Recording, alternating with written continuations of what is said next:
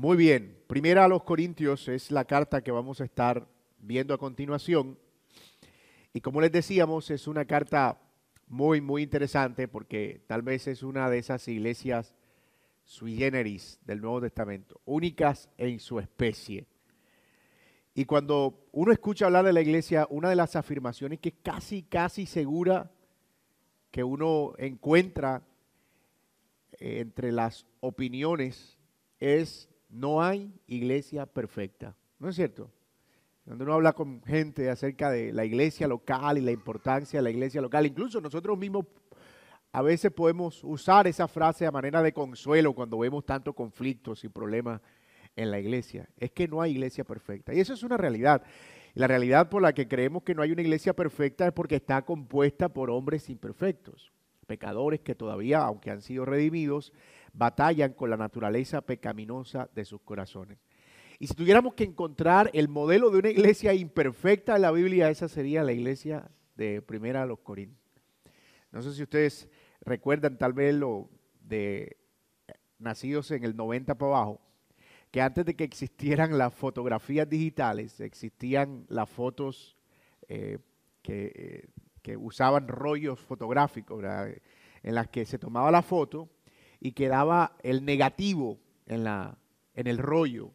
Y uno normalmente trataba de descifrar cómo había quedado la foto, la boca se veía azul, o sea, como si la boca estaba abierta se veía ahí azul, pero uno más o menos imaginaba. No era hasta que se revelaba completamente la foto que uno podía tener una visión mucho más clara. Ese negativo de alguna manera te permitía ver la parte de atrás, si se puede decir, de la foto, y tú más o menos calculabas cómo era o cómo iba a ser. Y yo creo que con Primera a los Corintios pasa algo similar. Nosotros podemos ver iglesias como Tesalónica y Filipo, que fueron iglesias muy amadas por el apóstol Pablo, con unas virtudes excepcionales. Pero esta perspectiva de la iglesia desde Primera a los Corintios nos permite ver la parte atrás de la iglesia y ver a través de las correcciones que Pablo hace a estos hermanos cuáles son las marcas de una iglesia centrada en el evangelio o de una iglesia verdadera. No de una iglesia que no peca, sino de una iglesia que es la iglesia del Señor Jesucristo. De modo que nosotros no solo aprendemos acerca de las cosas positivas, sino también de las cosas negativas. Por ejemplo, nosotros aprendemos mucho cuando vemos a alguien corrigiendo una conducta. Decimos, oh, ok, ya veo que esa conducta no debería yo repetirla. Y creo que Primera los Corintios tiene esa gran contribución para nosotros en el Nuevo Testamento, que nos muestra cuáles son los errores en los que comúnmente puede llegar a caer una iglesia local y cómo el Evangelio nos ayuda a corregir esos errores. Ese es el propósito de esta carta de Primera a los Corintios. Y para tener algunas consideraciones iniciales, debemos decir que esta iglesia estaba ubicada en una de las ciudades tal vez más importantes de Asia Menor, la ciudad de Corinto. Era una ciudad cosmopolita, es decir, que convocaba gente de distintos lugares y estaba situada en Grecia, en la vía principal de Roma al este. Y era, ojo, un centro de negocios muy importante, además un sitio portuario, tenía mucha cultura, mucha diversidad, y era una ciudad estratégica en todo sentido. Sin embargo, debido a toda esa influencia y a esa posición geográfica y a todas esas implicaciones culturales, en Corinto había una gran inmoralidad. De hecho, era el centro principal de prostitución de esa región. Y la inmoralidad era tan rampante que incluso el término corintizar se acuñó en aquella época para referirse a una persona que era en extremo inmoral. Era como que, mira, tú estás muy corintizado últimamente, o sea, como que estás muy inmoral últimamente. O sea, era así de fuerte. Pero además de eso, era una ciudad con una alta influencia griega. Había cogido gran parte de los movimientos filosóficos que se habían empezado a desarrollar en Grecia y era amante de los debates, de las discusiones al aire libre. Es decir, había entre los de Corinto una fascinación por el conocimiento. Una fascinación por el conocimiento, por las nuevas cosas, por las discusiones, por los argumentos, etc. Fue fundada por el apóstol Pablo más o menos hacia su segundo viaje misionero. cuando después de visitar Atenas, eso lo podemos ver en Hechos 17 y 18, el apóstol Pablo está en esa ciudad importante donde es llevado al Areópago y donde es confrontado acerca de estar predicando dioses falsos. Y luego que sale de ahí, el apóstol Pablo se dirige a Corinto en el capítulo 18. Y algunas cosas que nosotros vemos de Pablo en Corinto es que en el 1 Corintios 2:3, él dice que fue a Corinto con mucha debilidad, con mucho temor y con mucho temblor. Y la razón es que apenas hacía semanas o tal vez días había estado en Atenas, enfrentando precisamente un juicio a causa de haber estado enseñando el Evangelio. Fue librado de ese juicio y cuando va a Corinto, él entiende que está yendo a una ciudad todavía mucho más hostil que Atenas en ese sentido y que estaba corriendo peligro y fue sintiéndose profundamente débil. Tal vez es esa la razón por la que él dice que cuando llegó a Corinto se propuso no saber cosa alguna sino a Cristo y a este crucificado. A diferencia de Atenas, parece que el apóstol Pablo dice, si voy a perder la vida en Corinto, la voy a perder predicando el Evangelio, pero no razonando acerca de argumentos. Entonces no me voy a buscar problemas innecesarios. Voy a llegar a predicar a Cristo y solamente a Cristo y este crucificado. Y las consecuencias que vengan, que tengan que venir, que vengan. Pero no voy a repetir el error de Atenas, de ponerme a discutir en el ágora, en el mercado, acerca de estoicos y epicúreos y esta cosa y la otra, lo cual me puso en un peligro. Así que a Corinto Pablo fue en una actitud mucho más tranquila y mucho más resuelta en favor de el Evangelio, de predicar solamente el Evangelio. De hecho, estando ahí en Corinto, el Señor le dice, no temas, sino habla y no calles. Evidentemente Pablo tenía temor de estar en Corinto. Ninguno pondrá sobre ti mano para hacerte mal, porque yo tengo mucho pueblo en esta ciudad. Si la razón por la que Pablo permaneció en Corinto no fue sino por el hecho de que Dios le dijo, tienes que permanecer aquí, así tengas miedo, así tengas temor, porque yo tengo mucho pueblo que salvar aquí. Pablo permaneció en Corinto varios años y muchos llegaron a confiar en Cristo. Y luego de haber establecido la primera iglesia allí, Pablo se marchó a Jerusalén en el año 51 después de Cristo. Ahora bien, esta primera carta a los Corintios se escribe más o menos después de la visita de Pablo a Jerusalén, cerca del año 52 o hacia el año 55 después de Cristo. Y el propósito de la carta es responder a ciertos inconvenientes que se habían presentado en esa carta o en esa ciudad o en esa iglesia. De hecho, ustedes cuando leen primero a los Corintios, una cosa que van a notar es que Pablo dice continuamente, en cuanto a tal cosa, en cuanto a lo que me preguntaron sobre tal cosa, sobre este aspecto, en cuanto a tal cosa, porque Pablo está dando precisamente respuestas a algunos inconvenientes que se estaban presentando en esa iglesia de los Corintios. ¿De qué manera entonces podía esa iglesia reflejar el carácter de Dios? Lo que Pablo hace en Corinto es impresionante y nos muestra a nosotros también, creo, una de las cosas esenciales para la resolución de conflictos. En primer lugar, lo que hace Pablo en el capítulo 1, ya vamos a ver la estructura, pero esto es importante mencionarlo como parte del propósito de la carta. Lo primero que Pablo hace es reconocer que a pesar de todos sus errores, la iglesia de Corinto es una iglesia del Señor. En el capítulo 1, el apóstol Pablo los alaba porque ellos están llenos de todos los dones y están completos en Cristo y no tienen necesidad de nada. Y fiel es el Señor, que Él los va a perfeccionar. Él los va a llevar hasta el final. Él los va a conducir a la meta. Eso es increíble. Porque uno diría que una iglesia como la de Corinto no tenía nada rescatable, pero el apóstol Pablo está viendo esta iglesia con los ojos de Dios. Y lo segundo que Pablo hace, que es vital también en la resolución de conflictos, es que Pablo sienta las bases del evangelio de entrada. Y en el capítulo 1 y 2, hacia el final, el apóstol Pablo deja claro que él es un ministro del evangelio, que su misión principal es predicar el evangelio, que se ha propuesto no saber nada, cosa alguna, sino a Cristo y a este crucificado, que él es para nosotros justificación, santificación, redención, en otras palabras, el evangelio tiene que estar en el primer lugar, porque no hay nada que el evangelio no pueda solucionar.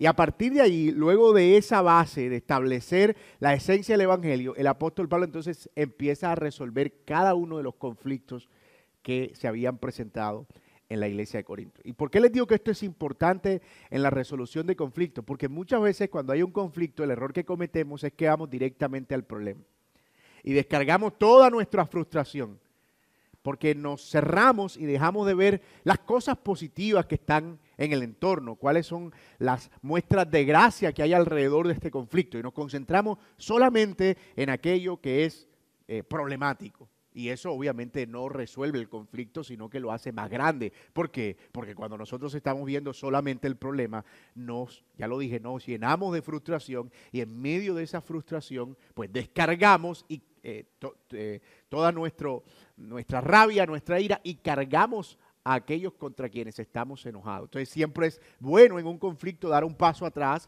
mirar el panorama completo, ver cuáles son las cosas positivas que hay detrás de todo eso, y eso me permite tener una visión mucho más equilibrada. Y lo segundo, yo voy con una actitud clara. No voy a resolver este conflicto en mi fuerza, no voy a resolver este conflicto con mi sabiduría. Mi propósito no es ganar el argumento, mi propósito es ganar la persona, incluso cuando yo tenga que menguar en mi argumento. Porque a veces puede ser que yo tenga la razón, pero pierdo la relación. Y no estoy diciendo que tenemos que desechar la razón y volvernos personas que no piensan simplemente porque quieren estar en paz con todo el mundo. Pero lo vamos a ver en 1 Corintios. Muchas veces yo tengo que hacer un juicio de valor y decir, ok, ¿qué es más importante aquí? ¿Que gane el Evangelio y prime la unidad, o que gane yo simplemente para probar que yo tengo la razón? Principio universal de Pablo para la resolución de conflictos en este aspecto de 1 Corintios. Entonces, ahora sí, viendo esas consideraciones, vamos a tratar de ver una estructura más o menos general de 1 Corintios. Por cierto, hay una serie completa que desarrollamos de 1 Corintios hace más o menos 2 años, regresando de la pandemia, 3 años ya casi. Bueno, no, antes de Nehemías y de Hechos, o sea que fue hace ratico. Y está en nuestro sitio web, se llama 1 Corintios, una iglesia unida, santa y firme, se llama. Y ahí está toda la serie de 1 Corintios que ustedes pueden seguir si no la han visto todavía. Entonces, vamos a tratar de establecer una estructura básica para 1 Corintios. Y lo primero que vemos entonces es el saludo de Pablo, ¿verdad? El saludo. Una nota de ánimo y de alabanza, que es donde él reconoce las bondades de la iglesia y la bendición de la iglesia. Luego, vamos a ver en los capítulos 1 al 2 que él establece la base del Evangelio.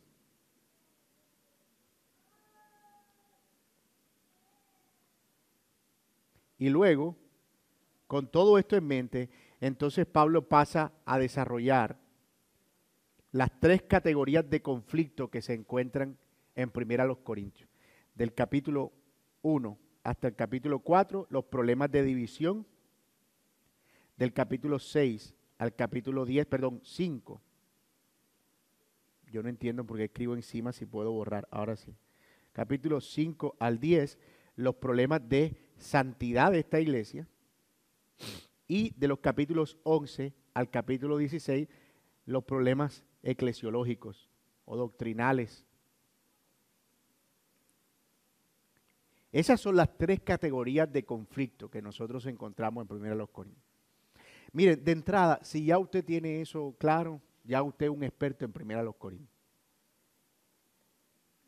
Ya uno puede ubicarse más o menos en la estructura. Entonces, fíjense que es importante que Pablo establezca la base del Evangelio, porque es a partir de ahí que él va, desde ese pensamiento, como lo vamos a estar viendo en lo que nos resta de la clase, desde esa base del Evangelio, o si se prefiere, desde ese techo del Evangelio, él está acobijando cada uno de esos conflictos. Pablo no está resolviendo problemas a partir de la moral, o a partir de sus opiniones, o a partir de su experiencia. Nosotros vamos a ver que cada vez que hay un conflicto, problemas de división los conduce al Evangelio, problemas de santidad los conduce al Evangelio, problemas de desorden en la iglesia y en la práctica eclesiológica los conduce al Evangelio. De hecho, hermano, no hay una carta tan saturada del Evangelio en el Nuevo Testamento Testamento como Primera a los Corintios, justamente porque es lo que Pablo usa como el elemento esencial para la resolución del conflicto y de cada uno de los inconvenientes que se estaban presentando en esa ciudad. Vamos bien hasta aquí, ¿verdad? Entonces, Pablo llega con temor y temblor, sabe que es un terreno difícil, pero pone las bases del evangelio de entrada. Y a pesar de que sabe que es una iglesia que con el tiempo iba a desarrollar muchos problemas, él nunca olvidó el evangelio como lo esencial para que esos problemas y esa iglesia estuviera en orden. De hecho, si nosotros tuviéramos que encontrar un modelo de lo que es una iglesia centrada en el evangelio, Primero los Corintios es el libro que nosotros deberíamos leer. Y alguien diría, pero ¿cómo? Si eso es una iglesia tan llena de problemas, sí, no estoy diciendo que es un modelo en el sentido de sus problemas, sino un modelo en el sentido en cómo el evangelio era útil para la resolución de cada uno de esos problemas. Entonces lo que vamos a hacer ahora es ver en detalle cada uno de los elementos de esa estructura que llamaremos 1, 2 y 3. Entonces vamos a ver el primer elemento de la estructura de Primera a los Corintios, que son los problemas relacionados. Eso va de los capítulos 1 al 4, los problemas relacionados con la división. Miren, Primera a los Corintios, en el capítulo,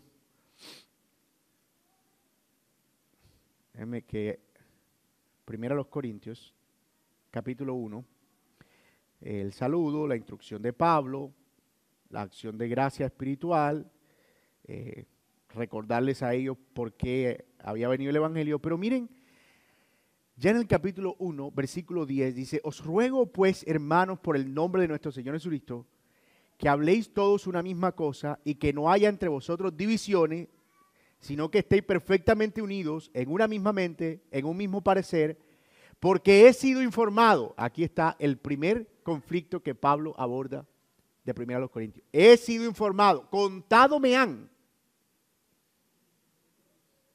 Alguien me ha dicho que hay divisiones entre ustedes. ¿Y cuál fue el primer indicio de división? Entre otras cosas, estos de Corinto se dividían hasta por el color de las cortinas. O sea, cuando el evangelio no está en el centro, cualquier cosa es un problema. Y el primer motivo de división, óyelo, por inverosímil que sea, unos decían que eran más santos que otros dependiendo de quién los había bautizado. Entonces, había un grupito que decía, a nosotros nos bautizó Pablo. Y había otro que decía, pues a nosotros nos bautizó Pedro. Y había otro, tal vez los más de influencia griega, los más fuertes, pues a nosotros nos bautizó Apolos.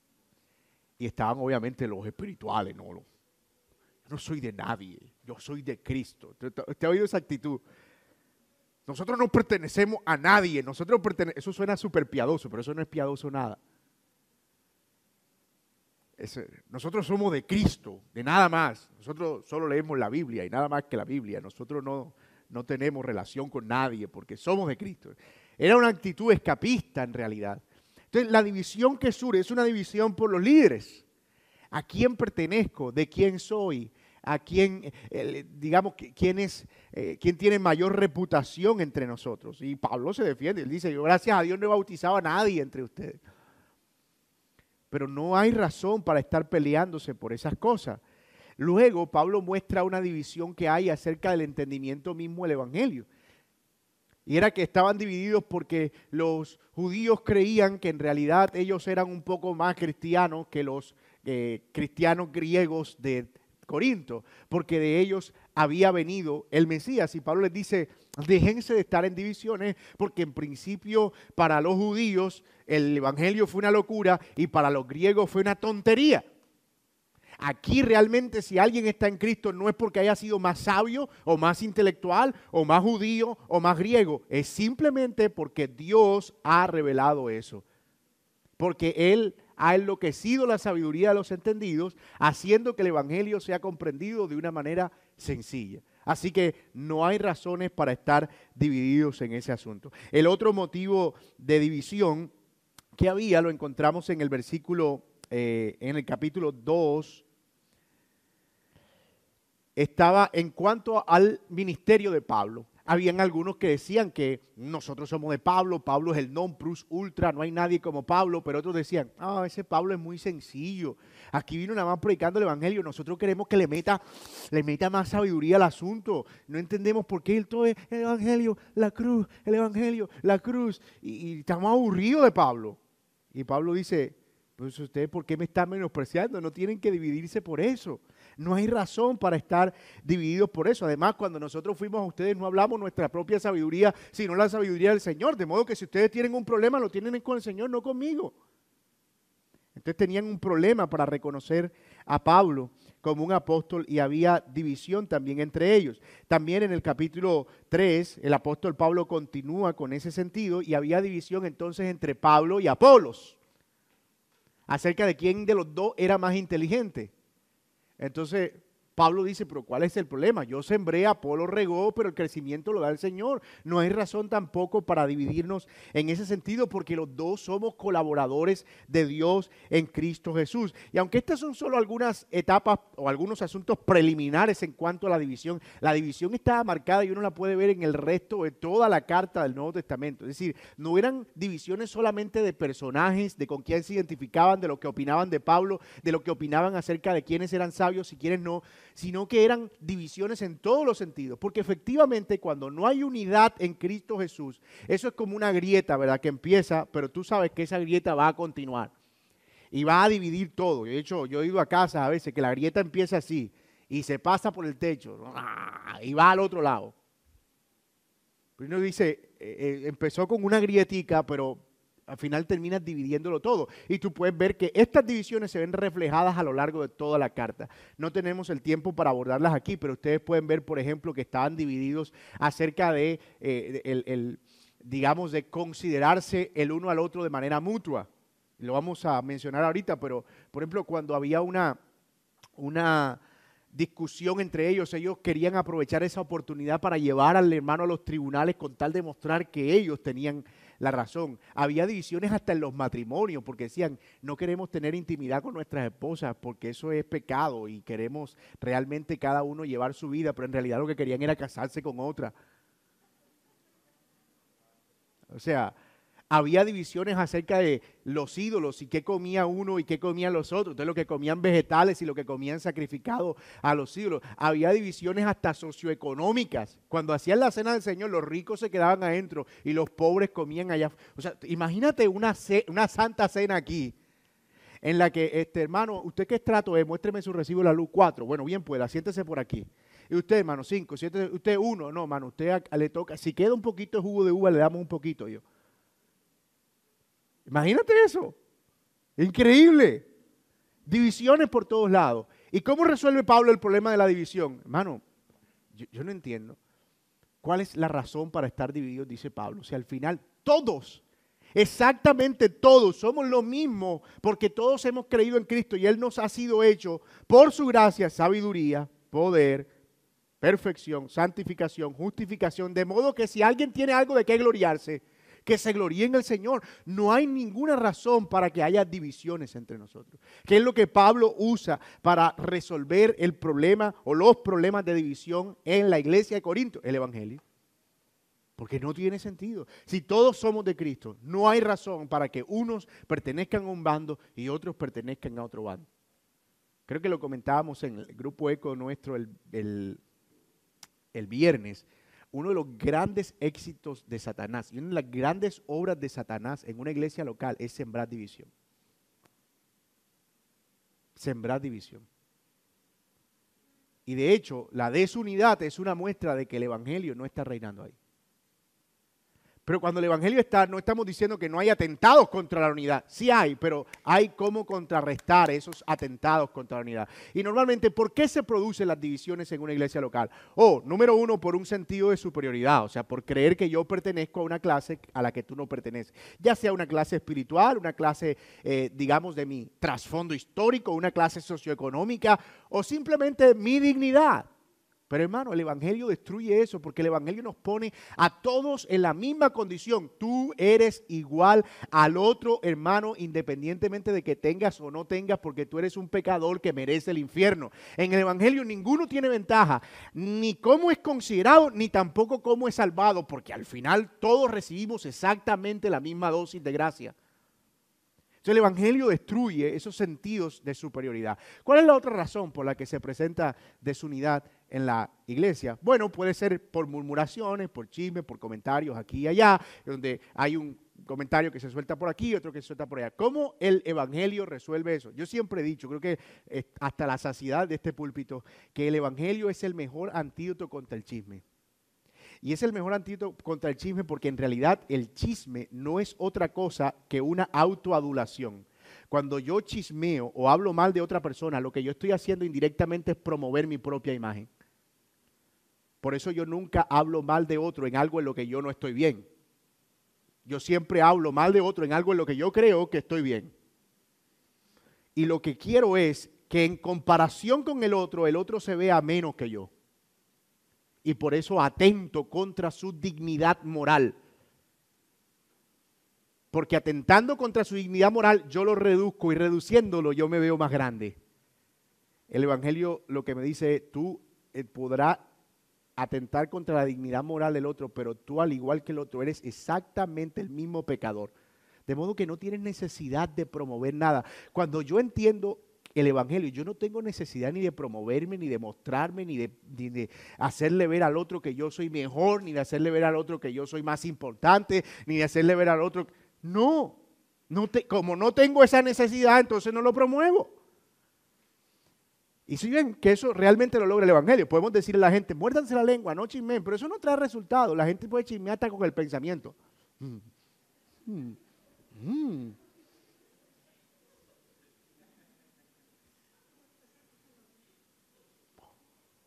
Usted nunca ha visto gente que hace comentarios sin hablar. De esa cosa como...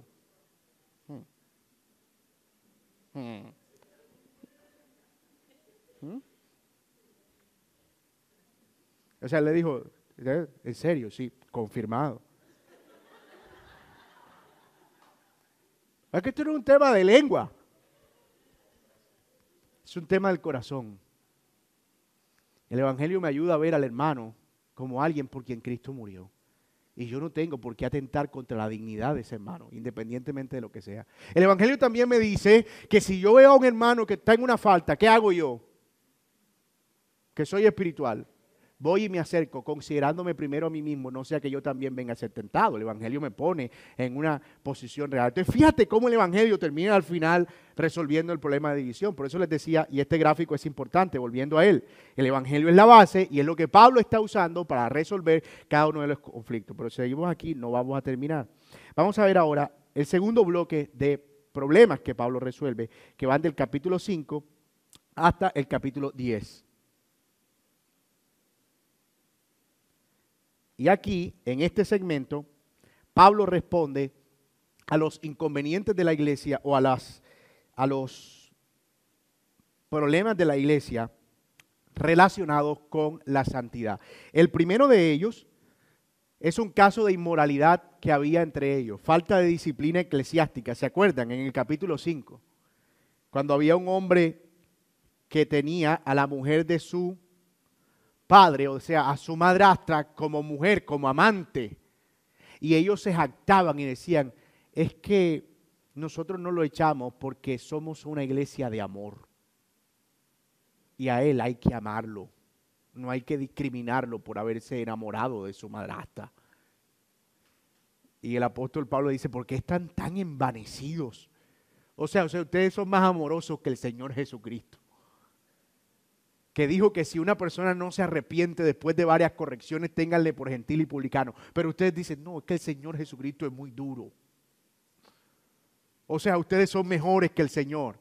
Y Pablo les dice, no, saquen a ese hombre, noten ahí ese tono de santificación que Pablo usa, es sáquenlo para que sea entregado a Satanás a fin de que su alma sea salva. O sea, con todo y eso no es una intención de destruir al hombre, sino que el hombre pueda ser convencido, estando fuera de la cobertura de la iglesia local, que ejerce una fuerza santificante, entre otras cosas, sobre aquellos que asisten a la iglesia, que el hombre allá afuera sea afligido a fin de que el Señor lo traiga de vuelta. Efectivamente, así sucedió, y en la segunda carta él tiene que rogarle a los hermanos de Corinto para que lo reciban, porque no lo querían aceptar. Pero más adelante ahí, capítulo 5, también hay unos problemas de inmoralidad, cuando habla acerca de homosexualidad, bestialismo y cosas de ese tipo, fornicación, adulterio, aún ni se nombra entre nosotros, porque fuimos librados de todo eso, fuimos rescatados de esa vana manera de vivir, donde todos estábamos. Entonces Pablo aborda ahí también el tema del abandono de la inmoralidad.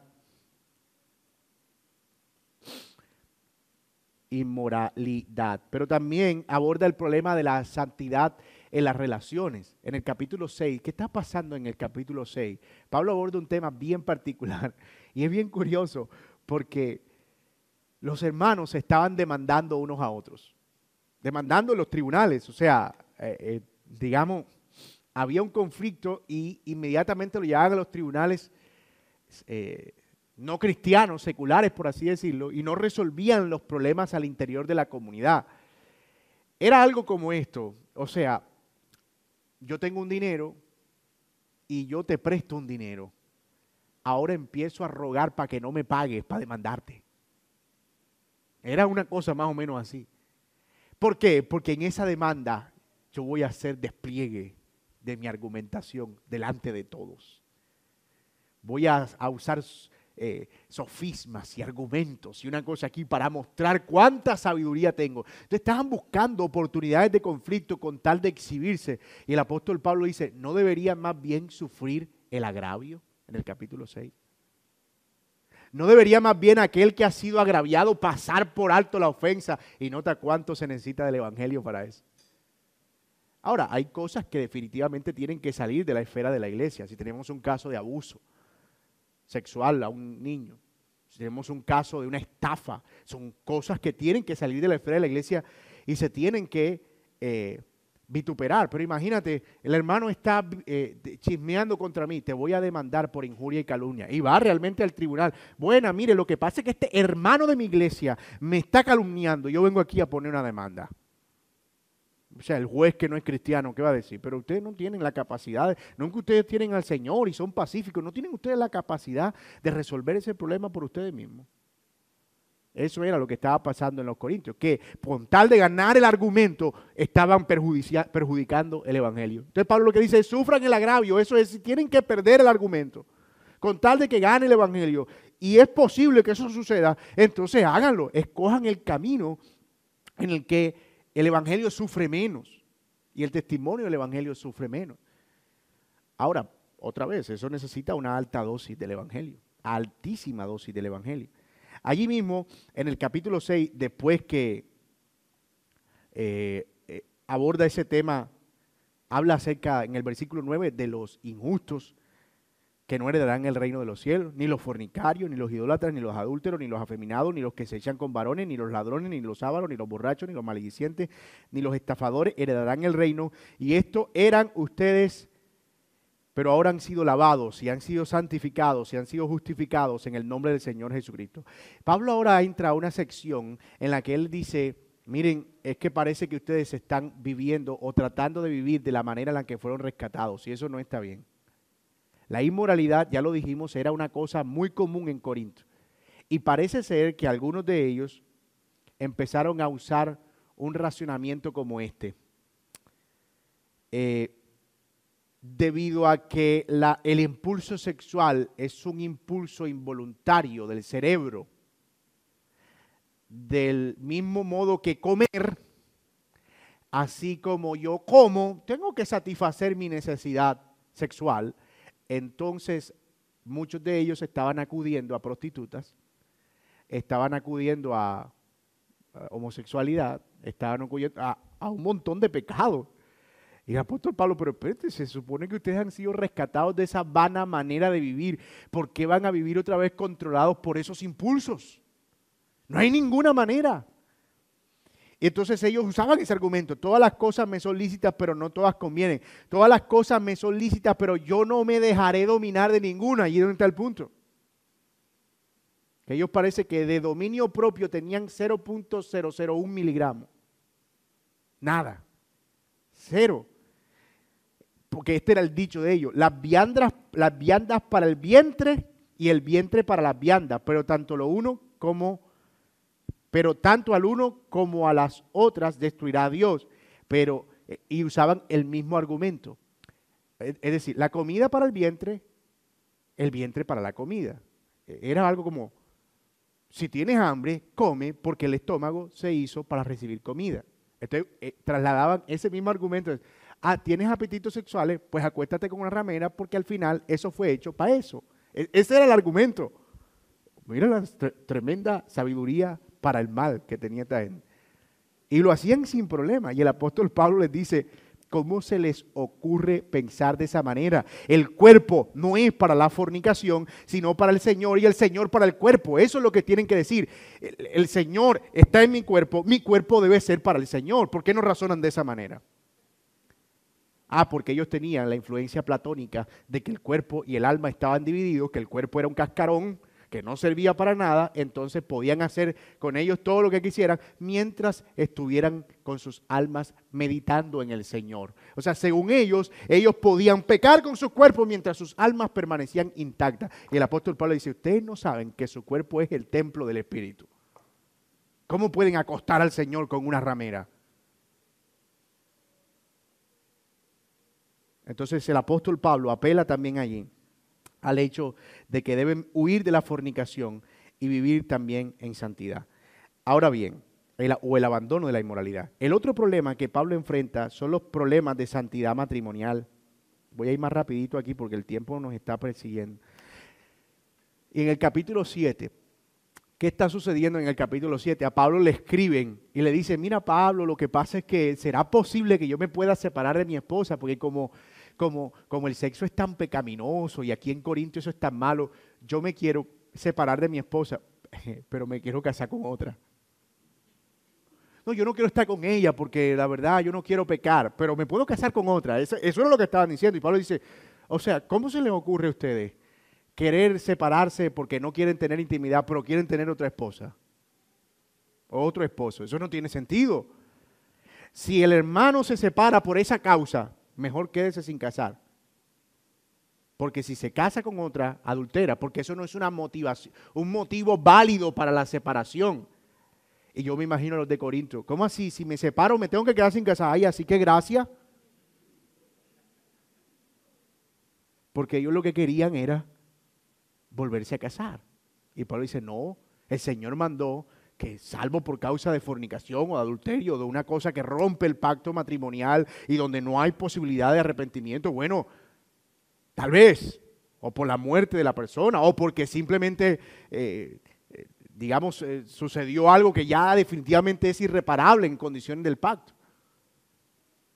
Pero no, de lo contrario, deben permanecer unidos. Y si ya se separaron, búsquense y reconcíliense, vuélvanse a casar otra vez, dejen la sinvergüenzura, lo que está diciendo el apóstol Pablo. Si ya se separaron, reconcíliense otra vez.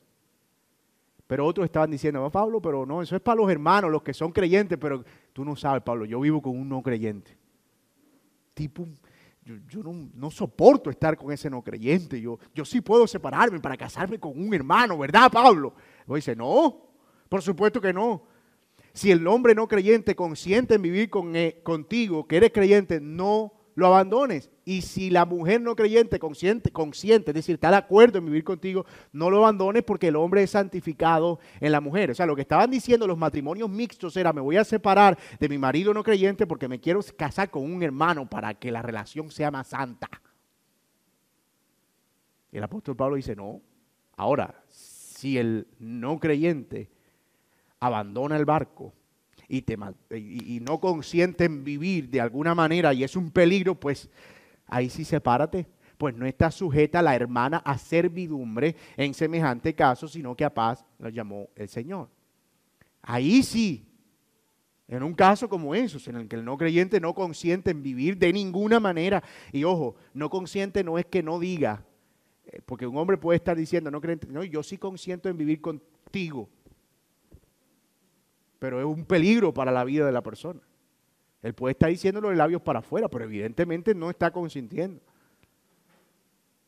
Entonces, si el no creyente abandona el barco, el no creyente se va, lo dejó, no está la hermana sujeta a servidumbre en semejante caso. En tal caso, dice Pablo claramente, sepárese, ¿verdad? Pero solo en un caso como eso. De lo contrario, no hay ninguna razón para que eso suceda de esa manera. Entonces, lo que está tratando Pablo de proteger es la santidad del matrimonio, pero también la santidad de la soltería. Más adelante da algunos consejos acerca de cómo los padres debían administrar la soltería de los hijos. Y de hecho les da un consejo a los solteros y les dice, miren, en verdad ustedes deberían considerar con lo duro que es el matrimonio y lo cara que está la gasolina, no casarse. Pero si alguien quiere, que no puede, que no, está bien, puede casarse porque también es una bendición, pero ojalá pudieran quedarse como yo, dice el apóstol Pablo, en vista de las aflicciones de este. Eso es lo que deben considerar los solteros, ¿verdad? El matrimonio tiene su reto. Lo que pasa es que en el noviazgo no se ven esos retos, pero Pablo es bien realista y él dice, cuando tú te cases, tú vas a tener que lidiar todavía con tu pecado y con el pecado del otro roncando.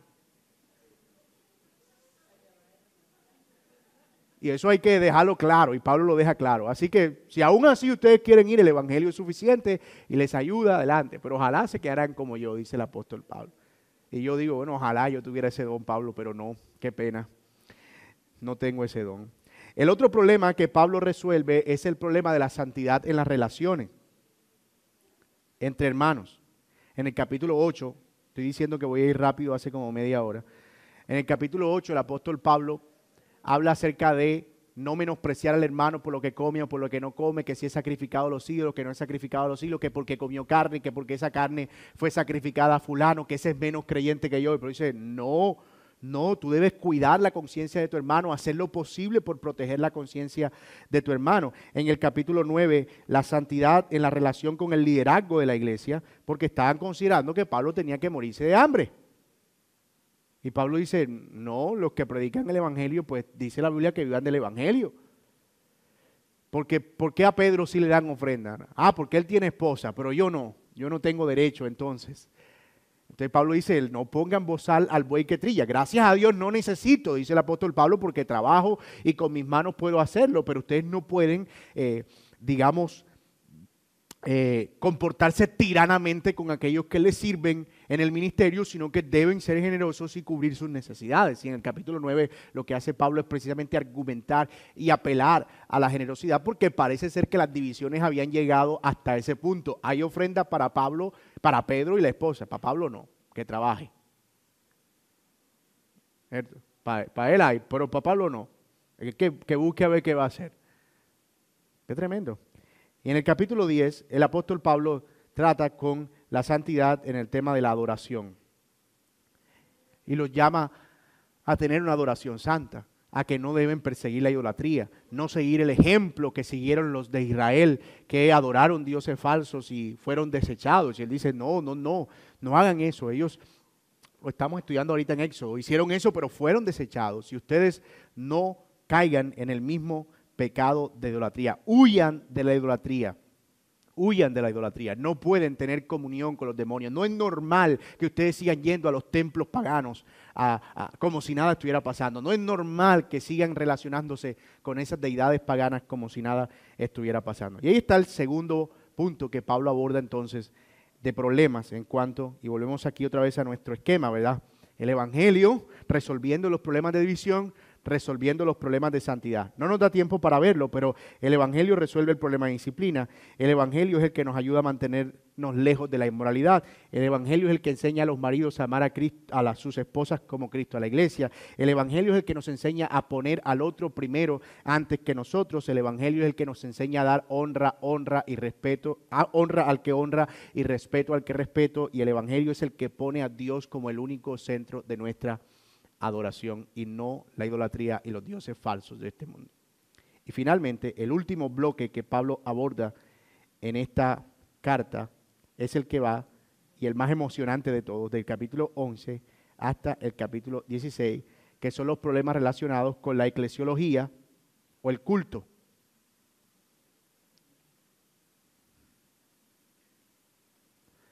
¿Y cuáles eran esos problemas? Bueno, en capítulo 11 era el problema de la participación de las mujeres en el culto, pero en un sentido pecaminoso. Ellos querían adoptar elementos del culto griego en el que las mujeres fungían como pitonisas y adivinas y las estaban empoderando para que ellas fueran las voces autorizadas en la iglesia. El apóstol Pablo dice, espérate, porque parece que en la iglesia lo que se están cambiando son los papeles. Dios diseñó las cosas de una manera y Él dijo, así como Dios es cabeza de Cristo y Cristo se sujeta al Padre, así también las mujeres deben estarlo a sus esposos. No es posible que los hombres en la iglesia estén sentados y sean las mujeres quienes estén asumiendo la enseñanza autoritativa, porque eso está rompiendo con el diseño divino.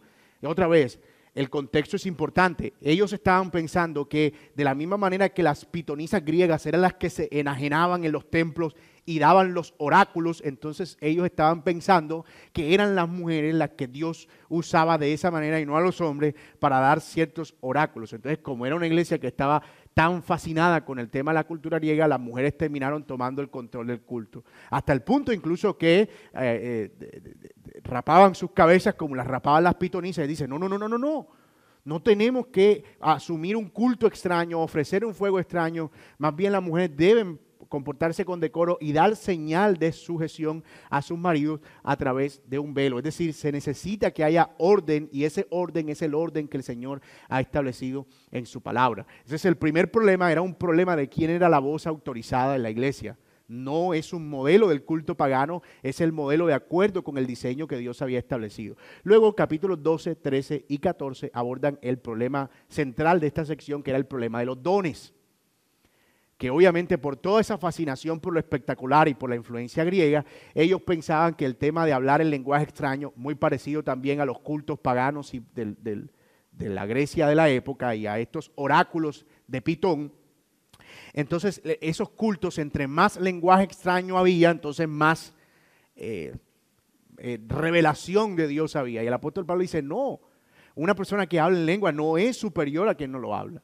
Nadie debe creer que tiene un don mejor, y en el capítulo 12 dice, todos tenemos dones y todos servimos de alguna manera al cuerpo de Cristo. Unos hablan en lengua, otros no hablan en lengua, unos profetizan, otros no profetizan, unos son pastores, otros no son sino personas que reparten la misericordia, y todos cumplimos una función en el cuerpo. Entonces en el capítulo 12 lo que Pablo dice es, debemos tener unidad porque todos funcionamos como un equipo para contribuir al propósito de edificar a la iglesia. En el capítulo 13 les dice que el verdadero impulso para el ejercicio de los dones no es la búsqueda del protagonismo, no es quién es más espectacular, es el amor.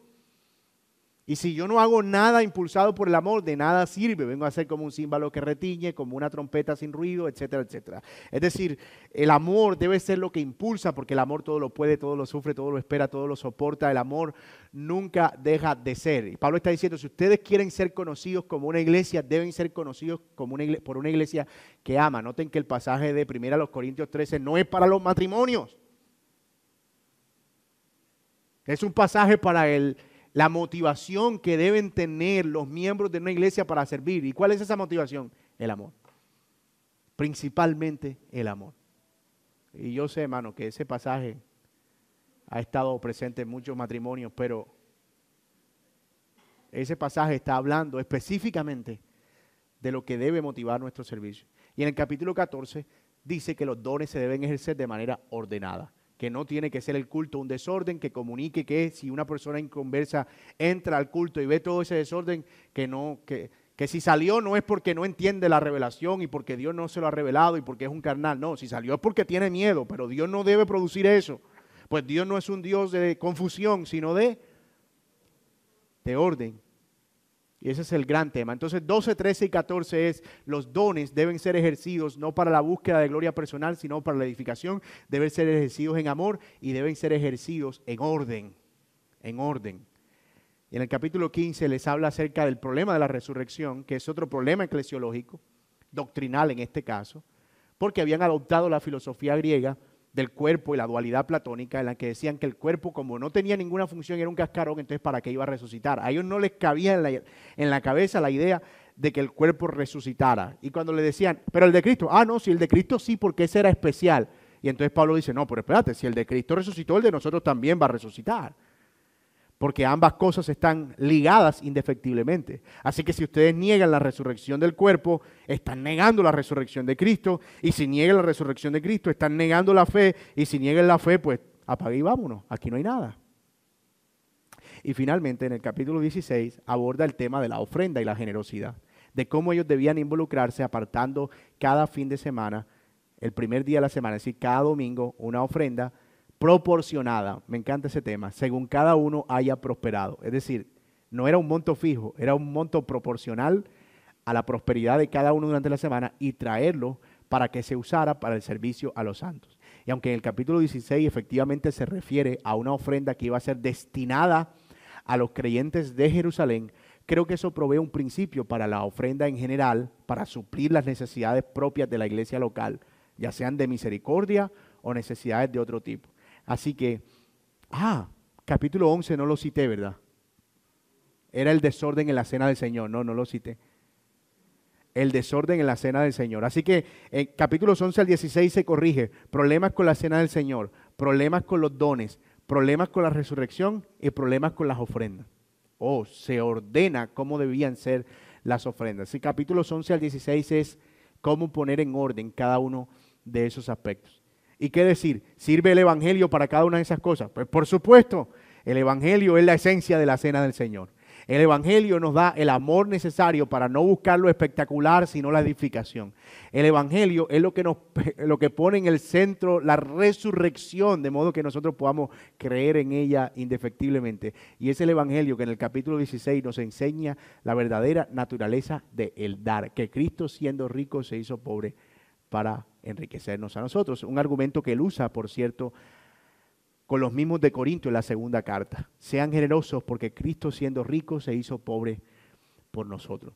Entonces fíjense, hermanos, otra vez volviendo a nuestro esquema, cómo efectivamente Corinto era una iglesia con problemas que agrupamos en 3 categorías, pero problemas que al final fueron resueltos con una perspectiva clara del Evangelio, que traía unidad, que traía santidad y que traía un entendimiento correcto de la adoración en el culto. Y eso es básicamente lo que nosotros vemos en la carta a los Corintios. ¿Cómo contribuye esta carta a la idea en los últimos 2 minutos que nos quedan del reino en la revelación de Dios? Esta carta nos muestra que efectivamente una iglesia que es el pueblo de Dios, que pertenece al reino de Dios, no necesariamente va a ser perfecta, que va a enfrentar dificultades, problemas, pecados de diversa índole, que son pecados que tienen características distintas, unos más escandalosos que otros. Pero algo que nos enseña esta carta es que el Evangelio es suficiente y que Dios nos ha dado el Evangelio como una herramienta precisamente para existir como una iglesia que revela el carácter del reino. Dios no pretendió nunca que las iglesias fueran una exhibición de personas que no tienen ni una pizca de pecado en sus vidas. Pero sí pretendió que el Evangelio fuera la herramienta para que toda pizca de pecado fuera erradicada de nosotros.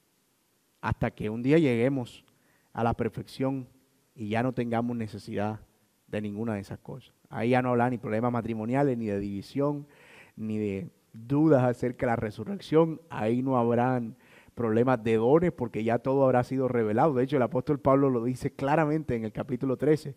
Un día todo lo que es en parte se acabará y estaremos con Él y le veremos tal como Él es. Qué maravilla, hermano. Muy bien, así que reto para esta semana, leer la carta a los Corintios, ya con un poquito más de entendimiento, conectando cada uno de estos elementos y yo estoy seguro que va a ser de mucho provecho para ustedes. Vamos a orar.